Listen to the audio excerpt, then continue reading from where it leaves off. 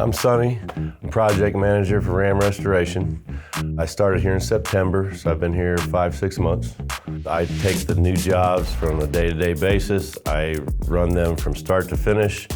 I do the budget, all the material list, hire subs, get our in-house guys to get things done. Just make sure the jobs get done and the quality is good. I came from the military, and then I started with a real estate company, and I was the maintenance supervisor there. I took care of 200 rental homes, did all the flips, got them ready for the next tenants, which could be very tough because renters can be pretty rough on houses. This is a little different thing for me with the budgeting and all that kind of stuff, but it's still the same work, and it's been good.